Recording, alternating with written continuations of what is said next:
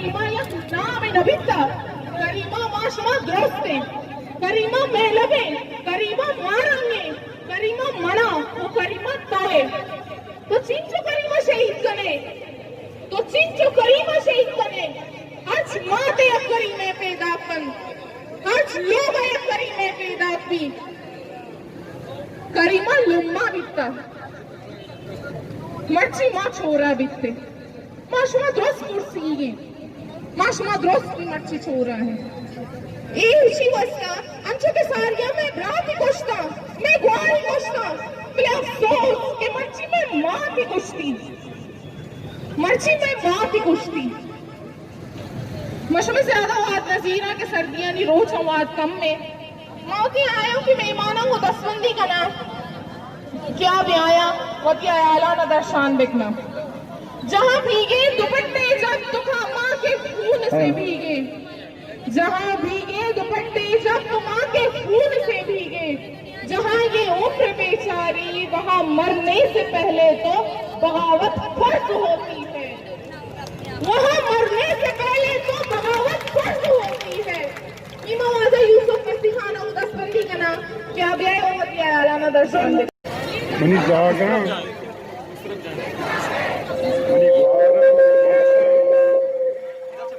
मर्ची मायदा जमा बितगे या कंचे शख्सियत शहादत हवाले छे क्या ये नाम और ये बलूचिस्तान तहरीक कारफदा नू के होने दा हम तो शायर गुशी महर गुंतो पंगो तीर कसे काश्त नकंत फुल्ला से जरा बा कदी बर्दाश्त नकंत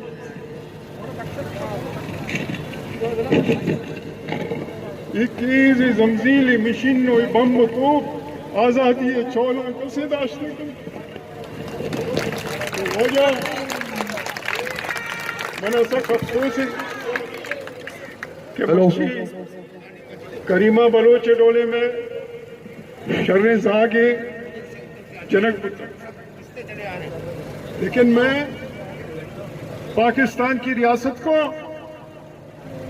पाकिस्तान की फौज को ये बताना चाहता हूं कि बलोच 1948 से कुर्बानी दे रहे हैं। बलोचों ने कोशिश की कि इस फेडरेशन के अंदर हम सियासत करें और सियासत को आगे ले जाएं, लेकिन हमें मजबूर किया जा रहा है, हमें धकेला जा रहा है कि हम आज़ादी की तरफ जाएं और इस रियासत से जो एक खूनी जाबिर जालिम रियासत है इससे जान छुड़ाएं। हम नहीं चाहते, हमने कभी नहीं चाहा कि हम इस तरह सोच रखें, लेकिन मजबूर किया जा रहा है हमें कि हम उस तरफ जाएं। जिस तरह बंगाल को मजबूर किया गया, बंगालियों को मारा गया, वो बंगाली जिन्होंने 1948 में पाकिस्तान का वजूद रखा, इस पाकिस्तान के अंदर मेजॉरिटी नेशनलिटी बंगाली थे, मुस्लिम लीग बंगाल में बनी थी और सबसे पहले मुस्लिम लीग ने जो सीटें जीती वो बंगाल में जीती। लेकिन बंगालियों के साथ आपने क्या किया, आपने पश्तूनों के साथ क्या किया, आपने सिंधियों के साथ क्या कर रहे हैं, और आप उन आवाज़ों को जो पंजाब से उठती हैं हक के लिए, उनको भी खामोश करने की कोशिश कर रहे हैं। इस तरीके से ये रियासत नहीं चल सकती और बलोच अपने खून की नदी बांधेंगे लेकिन अपनी आज़ादी से दस्तबरदार नहीं होंगे। और अजीब बात यह है कि हमारी बानों का जिस तरीके से कत्ल किया गया, मैं तो लानत भेजता हूं कनाडा की हुकूमत को भी, जिन्होंने इन्वेस्टिगेशन किए बगैर पहले ही फैसला दे दिया। अब हमें कनाडा की इन्वेस्टिगेशन पे कोई एतबार नहीं है। हम समझते हैं कि यूनाइटेड नेशन अब इसका इन्वेस्टिगेशन करे और इस बात पे लाए कि क्या हुआ। ये कोई बात है? आप हमारे बच्चों को मारते हो, हमारे बहनों को मारते हो, हमारे नौजवानों को डिसिपिएट कर देते हो, गायब कर देते हो, उनकी लाशें लाके गिरा देते हो और फिर कहते हो कि पाकिस्तान से वफा करो। अगर पाकिस्तान से वफा करवाना है तो वो सारी बातें सुननी पड़ेगी जो 1948 में जिना के साथ एग्रीमेंट किया था खान ऑफ कलात में। उसको आप बनाए अपना आइन का हिस्सा, तो देखें कैसे हम फैसला नहीं करते। 1940 में करारदाद पास की थी जिसके ऊपर पीडीएम ने भी अभी जलसा किया, लेकिन अफसोस है कि किसी लीडर ने ये नहीं कहा कि आज हम जहां खड़े हैं वहां मीनार पाकिस्तान पे जो लिखा हुआ है उसको हम कबूल करते हैं, उसको नाफिज करो, हम तुम्हारे साथ हैं। 1940 में जिन्हों ने हमसे वादा किया था कि ये रियासतें जो होंगी ये आज़ाद और खुद मुख्तार होंगी, जिन्हों ने उसमें लिखा था कि अगर इस ग्रुपिंग के अंदर कोई सेटिस्फाइड नहीं है और बाहर निकालना चाहे उसे ये हक है वो अलहदा हो जाए, ये जिन्ना ने लिखा था। हमने 12 कोशिश की कि बलूचिस्तान और पाकिस्तान और ये सारे जो फेडरेटिव यूनिट्स हैं वो मिलकर एक ऐसी जमहूरियत कायम करें जो सबके लिए काबिल कबूल हो, लेकिन इस वर्दी वाले फौज ने जो कि असल गद्दार है इस मुल्क का, जिसने खून को तोड़ा है और मजीद तोड़ने की तरफ ले जा रहा है, उसने कब्जा कर लिया इस मुल्क के ऊपर। आज भी इमरान खान तो बोलड़ी है, बोलड़ी आज भी हुकूमत जो है वो फौज कर रही है। हम फौज को मुतनब्बा करना चाहते हैं कि बलोच बुज़दिल नहीं है, सिंधी बुज़दिल नहीं है, पख्तूनख्वा के लोग बुज़दिल नहीं है। हम लड़े हैं बड़े बड़े जाबिर और जालिमों से, हमलावरों से हम लड़े हैं, हमने खून बहाया है, अंग्रेजों को यहाँ से निकाला है, हमने लड़ाई की है हर उस इंपीरियस ताकत से जिसने हमें कब्जा करने की कोशिश की, वो हमें नहीं दबा सका। तुम क्या बेचते हो?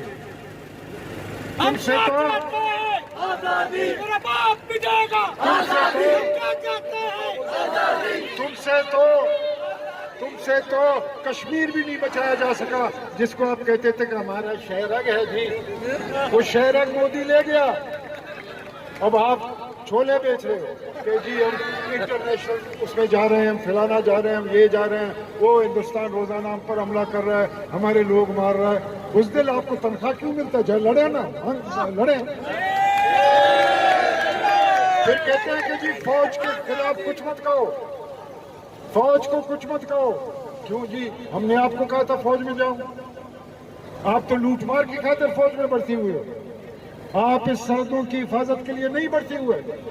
सरहदों की हिफाजत का जब वक्त आया बांग्लादेश में 1971 में, आप पख्तूनें छोड़कर भाग के आ गए। आप अपना ड्यूटी आज तक पूरा नहीं कर रहे हो, आप हुक्मरानी कर रहे हो। हर इंडस्ट्री पे आपका कब्जा है, टैंकर भी आप चलाते हैं, हर जगह आपने कब्जा किया हुआ है, बैठे हुए हैं, और आप चाहते हो कि अब आपके इस अंपायर को कोई जख्म न पहुंचे और हमें छोड़े, हम जिस तरह करते हैं हमारी मर्जी है। पहले आपने फेंसेस लगाए, ईरान के बॉर्डर पे बाढ़ लगाए, फिर अफगानिस्तान के बॉर्डर पे बाढ़ लगाए, आज आप बलूचिस्तान में ग्वादर में बाढ़ लगा रहे हो। इस बाढ़ को हम तोड़ेंगे, हम आपको ये बाढ़ नहीं लगाने देंगे। कोशिश हो रही है कि बलूचिस्तान को साउथ और नॉर्थ और सेंट्रल बलूचिस्तान में बांटा जाए, हमें ये काबिल कबूल नहीं है। बलूचिस्तान एक इकाई है जो पाकिस्तान से पहले आजाद और खुद मुख्तार रियासत थी। बलूचिस्तान का पहला एम्बेसडर जो कराची में नामजद हुआ वो मेरा चाचा सत्तार मस्ती खान था। 1948 में फौजें बेचकर और बलूचिस्तान पे जबरदस्ती कब्जा किया गया,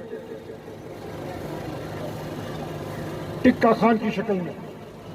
इसके बावजूद जमहूरियत की बहाली के खातिर जियाउल हक के जमाने में हम एमआरडी में बैठे, हालांकि पीपल्स पार्टी ने भी हम पर उतने ही जुल्म किए थे जो इससे पहले हुकूमतों ने किए और उसके बाद जो हुकूमतें कर रही हैं। मजीद लांगो को शहीद किया, मजीद टांगों की माँ को हथकड़ियां लगा के सीपी में दश्त में घसीटते रहे, सफर खान को शहीद किया, बमबारियां की। और जब अयूब खान के जमाने में आप वजीर थे अयूब के, हमारे सारे 5 लोग नौरोज खान के जो फांसी चढ़े। इसके बावजूद हम कोशिश करते रहे कि पाकिस्तान चले और आगे बढ़े, लेकिन अब पानी सर से गुजर गया है। हमारी बच्ची को जिस तरीके से तुमने कत्ल किया कनाडा में जाके, साजिद को जिस तरीके से तुमने कत्ल किया स्वीडन में जाके, आरिफ को आपने कत्ल किया, कितने में गिनाऊं, कितने शोहदा में गिनाऊं? आपके ख्याल में हम हाथ बांध कर अब बैठेंगे? और आप बलोचों से भी एक दरखास्त है, आपको मुत्तहिद होना पड़ेगा। आप मुख्तलिफ फैक्शंस में अगर बटे रहे तो कोई कामयाबी नहीं होगी। आपको एक मुत्तहिदा बलोच महाज बनाना पड़ेगा, और कराची के बलोचों के ऊपर यह फर्ज आयद होता है कि वो एक बलोच मुत्तहिदा महाज बनाकर बलूचिस्तान की तहरीक को बलूचिस्तान की पहाड़ों से निकालकर कराची के सड़कों में